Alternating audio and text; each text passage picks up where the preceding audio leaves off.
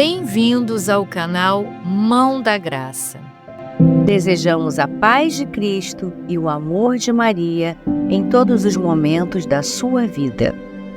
Pentecostes é uma palavra grega que significa quinquagésimo, porque é uma festa celebrada 50 dias após a Páscoa.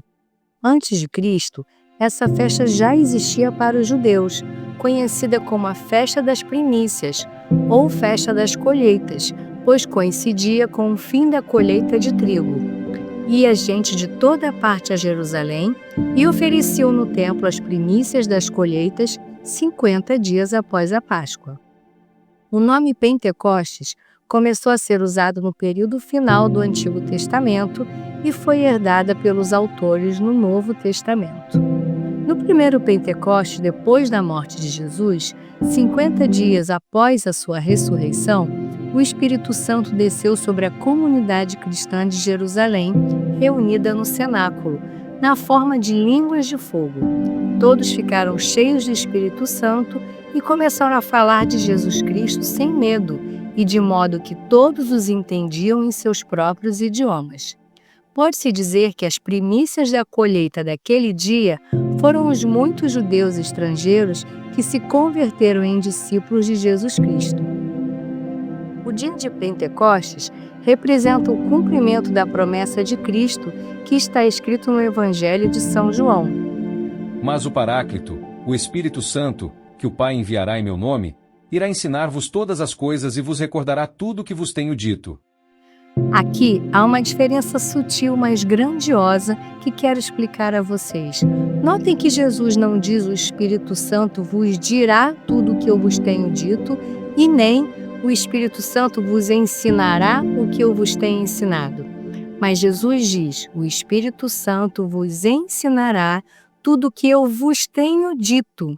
Porque o pregador, ainda que seja Jesus, diz que quem ensina é o Espírito Santo. Jesus diz a doutrina para todos, porque todos ouvem, mas não ensina a todos, porque uns aprendem e outros não. E esta é a grande graça e força do Espírito Santo, nos ensinar, nos permitir aprender. Não basta só ouvir por fora, é necessário entender por dentro. Se a luz de dentro é muita, aprende-se muito. Se a luz é pouca, aprende-se pouco. E se a luz é nenhuma, nada se aprende. O mesmo acontece a nós. Dizemos, mas não ensinamos, porque dizemos por fora. Só o Espírito Santo ensina, porque ele ilumina por dentro. Por que o Espírito Santo apareceu sobre os apóstolos como línguas de fogo? Porque as línguas falam e o fogo ilumina. Para converter almas, não bastam só palavras, são necessárias palavras e luz. E assim aconteceu em Jerusalém. São Pedro sai do cenáculo, cheio deste fogo divino, e prega ao povo que ali estava. Aquele mesmo povo obstinado e cego que poucos dias antes havia crucificado Jesus, e naquele momento foram 3.000 os que naquela pregação confessaram que o Cristo era por verdadeiro Filho de Deus e se converteram à fé. Existem 5 símbolos que descrevem o Espírito Santo e nos mostram como a terceira pessoa da Santíssima Trindade age sobre nós. Primeiro, o vento. As Escrituras dizem: Chegando o dia de Pentecostes, estavam todos reunidos no mesmo lugar. De repente, veio do céu um ruído, como se soprasse um vento impetuoso, e encheu toda a casa onde estavam sentados. O vento aqui nos remete ao sopro do Espírito, também citado em Gênesis. O Espírito de Deus pairava sobre as águas.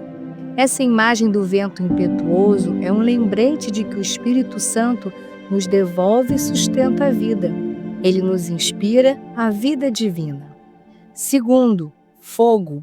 A Bíblia costuma falar de Deus como um fogo ou em termos parecidos. Moisés, por exemplo, viu a Deus na sarça ardente. As Escrituras também chamam Deus de fogo santo, fogo que consome e fogo purificador. Portanto, o nosso Deus, que é o fogo sagrado, vem habitar em nós por meio do seu Espírito Santo. O fogo transforma tudo o que encontra. Nada passa ileso por ele. Pode ser consumido, convertido, purificado, aquecido, derretido ou endurecido, mas nada passa incólume pelo fogo. O Espírito Santo está em nós como um fogo sagrado, mudando-nos, transformando-nos, queimando os nossos pecados, nos purificando e nos iluminando. Terceiro, línguas.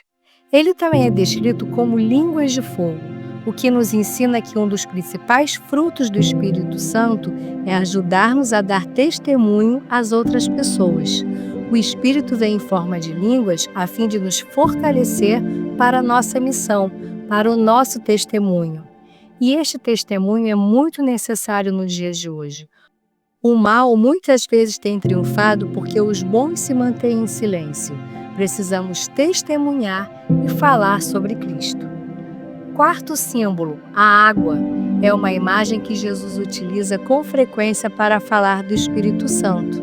No último dia da grande festa dos tabernáculos, Jesus disse em alto e bom som: Se alguém tiver sede, venha a mim e beba. Quem crê em mim, como diz a Escritura, do seu interior manarão rios de água viva. Jesus dizia isso referindo-se ao Espírito que haviam de receber os que crescem nele, pois ainda não fora dado o Espírito, visto que Jesus ainda não tinha sido glorificado. A água, por conseguinte, é outro símbolo fundamental do Espírito Santo, na medida em que todas as coisas dependem da água para manter-se vivas. Quinto símbolo, a pomba. Sabemos que o Espírito Santo desceu sobre Jesus em forma de pomba em seu batismo. A Sagrada Escritura diz: o Espírito Santo desceu sobre ele em forma de uma pomba, e veio do céu uma voz: Tu és o meu filho bem-amado.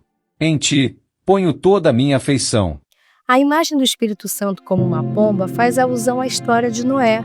A pomba foi para Noé um anúncio de que a destruição e a morte causadas pelo pecado tinham finalmente chegado ao fim. Assim também acontece conosco. O Espírito Santo é paz. Na literatura e arte cristãs, a pomba, com as suas penas brancas, puras, recorda a pureza de Deus, e o seu voo evoca os muitos movimentos do Espírito Santo. O vento sopra onde quer, ouves-lhes o ruído, mas não sabes de onde vem, nem para onde vai. Assim acontece com aquele que nasceu do Espírito. Os dons do Espírito Santo são qualidades divinas que, concedidas aos batizados, fortalecendo-os na vida cristã e auxiliando-os a praticar a fé. Tradicionalmente são considerados 7 dons: sabedoria, que é a capacidade de discernir o bem do mal, de reconhecer a vontade de Deus e de viver de acordo com a sabedoria divina; entendimento, capacidade de compreender a verdade e de discernir os mistérios da fé; conselho, capacidade de discernir o que é melhor para nós e para os outros, de tomar decisões sábias e de orientar a vida; fortaleza, capacidade de resistir aos obstáculos, de superar as dificuldades e de defender a fé; ciência, capacidade de conhecer a verdade e de discernir a vontade de Deus; piedade, capacidade de amar a Deus acima de tudo e de amar ao próximo como a si mesmo; e temor a Deus, capacidade de reconhecer a grandeza e o poder de Deus e de viver em respeito e reverência. Além dos tradicionais 7 dons do Espírito Santo, a Bíblia e a tradição cristã reconhecem outros dons e carismas do Espírito. Estes incluem dons como a fé, a cura, os milagres, a profecia, o discernimento de espíritos, o dom de línguas, a interpretação de línguas, além de outras manifestações do Espírito Santo. No dia de Pentecostes, os padres usam os paramentos vermelhos durante as celebrações. Na liturgia, o vermelho evoca o sangue dos mártires, mas no Pentecostes o vermelho faz referência às chamas que desceram sobre os apóstolos, bem como ao fogo da caridade ardente que foi ateado neles naquele dia. Vamos terminar este vídeo invocando o Espírito Santo em nossas vidas? Vinde, Espírito Santo, enchei os corações dos vossos fiéis e acendei neles o fogo do vosso amor. Enviai o vosso Espírito, e tudo será criado, e renovareis a face da terra. Oremos. Ó Deus que instruístes os corações dos vossos fiéis com a luz do Espírito Santo, fazei que apreciemos retamente todas as coisas segundo o mesmo Espírito e gozemos sempre da sua consolação. Por Cristo, Senhor nosso. Amém. Se você gostou desta oração, compartilhe com alguém. Às vezes, uma oração pode mudar o dia de uma pessoa que você conhece. Até a próxima!